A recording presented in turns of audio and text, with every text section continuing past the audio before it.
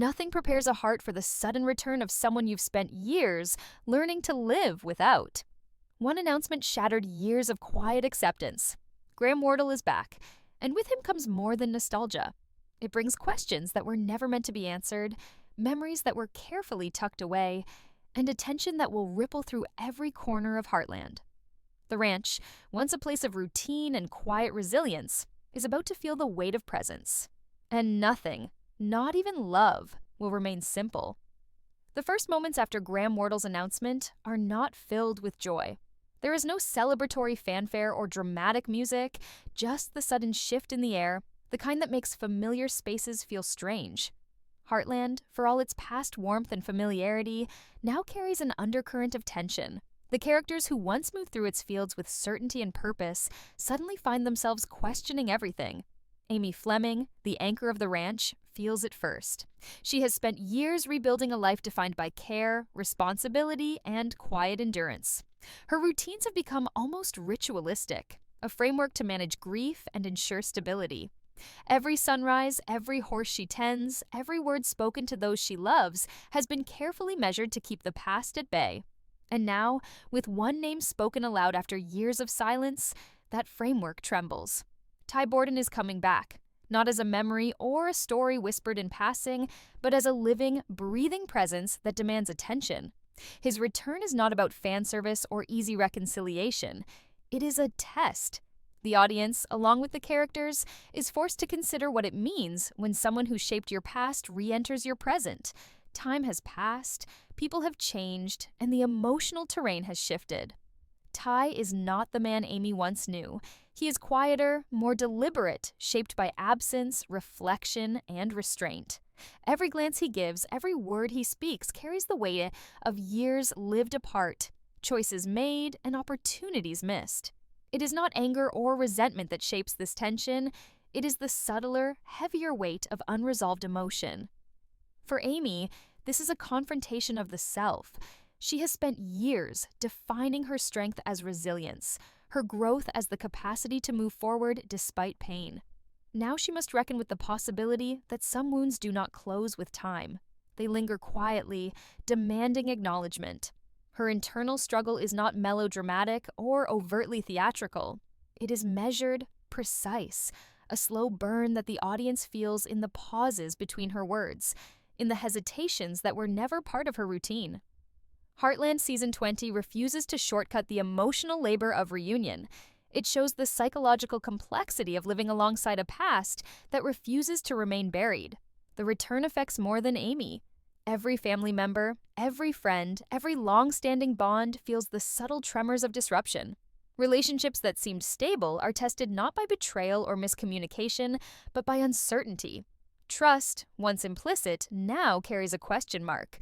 What does permanence even mean when a presence long gone suddenly returns? Even the land seems to shift underfoot, the familiar fields and barns transformed by the weight of history and expectation. Silence stretches longer than usual. Conversations are measured, deliberate, and often unspoken thoughts weigh heavier than spoken ones. In these early episodes, Heartland moves away from dramatic confrontations or overt plot twists. The tension comes from observation, internal reckoning, and the small but meaningful choices that reveal character. Amy's emotional armor, painstakingly built over years, is tested not by tragedy, but by presence. The audience sees her navigating gratitude for the life she has built and grief for what was interrupted. Ty's restraint amplifies this tension. He does not attempt to erase the past with grand gestures. He shows the reality that return carries responsibility. Every interaction becomes a study in consequence, the subtle recalibration of personal and emotional boundaries, the quiet acknowledgement that time apart does not undo history. This section emphasizes emotional truth over spectacle. It lingers on the psychological impact of absence and return, showing that growth does not negate grief. Amy and Ty's reunion is not a climax. It is the beginning of the ripple effect, one that exposes the fragility of routines, the complexity of love, and the cost of carrying unresolved emotion. Season 20 positions the audience to feel the slow tightening of tension, the quiet but unavoidable realization that nothing can return to exactly what it was. Every glance, every hesitation, every carefully measured word matters. Heartland's ranch is no longer just a setting. It is a living witness to emotional endurance, a canvas for reflection, and a crucible for truth. By the end of this first section, the audience begins to understand that the stakes are not external. They are deeply internal. Season 20 is about facing emotional responsibility, navigating complexity without the promise of closure, and understanding that sometimes living truthfully is more challenging than surviving tragedy. Amy, Ty, and those around them are on the precipice of emotional reckoning. Presence, restraint, and internal tension become the pulse of the narrative. The audience is not only watching a story unfold, they are invited into the intimate, sometimes uncomfortable space where history, memory, and emotion collide. As the days unfold on the ranch, the initial shock of Ty Bordon's return begins to settle, but the tension does not dissipate. It transforms. It moves from the raw edge of surprise into something quieter, heavier, and more pervasive. The audience starts to notice that the drama of Season 20 is not defined by grand gestures or sudden crises, but by the subtleties of human behavior. The weight of a paused glance, a conversation left unfinished, the hesitation before a word is spoken. Amy Fleming, once a paragon of controlled emotion and unwavering responsibility, finds herself navigating a new kind of challenge, living in the presence of what she thought she had left behind. Her strength, previously measured in her ability to maintain order and protect others, is now tested in its most private and internal form. It is the courage to confront lingering emotions without expectation of resolution. Ty's return is deliberately restrained. He does not rush to reclaim a place in the ranch or in Amy's life. Instead, his presence is quiet but insistent, a reminder that the past has not gone away. It has only been waiting. Every interaction carries a double meaning. Every word spoken is measured against unspoken history. The audience feels the complexity of relationships that have endured distance and silence, but cannot escape the truth of what once was. Trust becomes fragile, not because of conflict, but because of potential. Potential carries weight. It carries the possibility of reconnection, of emotional disruption, and of revisiting old grief. The characters, as well as the audience, are forced to reckon with the tension between who they were, who they have become, and who they may still be. Family dynamics, in particular, undergo subtle but profound shifts. The Fleming family, long accustomed to stability and routine, now experiences what it feels like when history re-enters their lives uninvited. Conversations, once predictable, are now exercises in emotional navigation. Questions about permanence and loyalty begin to surface quietly in casual interactions, over shared meals, in moments of reflection that seem mundane but carry immense weight. The family's responses are not dramatic. They are measured, careful, human. Season 20 emphasizes that emotional tension does not always need explosions or confrontations. It can exist in the small, everyday recalibrations that occur when people are forced to reassess their roles and relationships. Amy's relationship with Ty becomes a mirror for the audience, reflecting the struggle between memory and present reality. She is not pulled backward in time, nor is she expected to forget the life she has built in his absence. Instead, she is challenged to live in the overlap, the uncomfortable space where past and present coexist. This coexistence is not simple. It is layered, messy, and filled with questions that have no easy answers. The script focuses on internal conflict, showing Amy navigating her emotions with subtlety and grace. Pauses in conversation, moments of unspoken understanding, and glances that carry the weight of history all convey the tension as effectively as dialogue could. Season 20 relies on the audience's emotional intelligence to read between these lines, to feel the tension and understand the stakes without exposition or dramatization. Meanwhile, Ty's character is revealed in layers. He is not returning as a savior, a fix for the past, or a disruptor seeking attention. He is returning as a person who has lived, changed, and carried the consequences of absence. Every decision he makes, every interaction he engages in, is filtered through the awareness of what his return means, not only for himself, but for those who have lived without him. His restraint is deliberate, but it carries immense power. Presence, in this season, is a form of influence. Ty's mere existence on the ranch challenges others to reevaluate what they believed about permanence, responsibility, and emotional truth. The natural world of Heartland, the ranch, the horses, the routines, becomes an active participant in this narrative. The land, previously a backdrop for life's cycles, now serves as a reflection of internal states. The horses respond to subtle emotional cues, sensing tension, hesitation, or unspoken grief. This is not incidental. The animals act as silent witnesses, amplifying the emotional weight of interactions and creating a space where subtle revelations can occur without words. The audience sees that Season 20 is as much about emotional attunement as it is about story progression. The way characters interact with the world around them mirrors their internal journeys, showing that understanding and resilience are as much about observation and awareness as action. The narrative pacing mirrors this internal tension. Episodes linger on quiet moments, Amy reflecting in the barn, Ty observing the routines he once shared, a shared meal where words feel heavier than usual. The tension is cumulative, layering scene after scene until the audience feels the weight of presence, history, and unresolved emotion pressing down on each character. Season 20 builds suspense not through plot twists, but through the slow unveiling of emotional consequences, the intricate interplay of internal struggle, and the persistent awareness that nothing will remain the same. By the end of this section, the audience grasps that the real drama is emotional endurance. Heartland is no longer a story about overcoming external crises. It is a story about confronting the truth of human connections, about the cost of absence, and the complex recalibration required when the past returns to demand attention. Amy, Ty, and everyone around them are not merely living through events. They are navigating an intricate emotional ecosystem where every decision, pause, and glance carries significance. The season's tension is quiet but relentless, drawing the audience into a space where subtlety and emotional truth carry more weight than spectacle.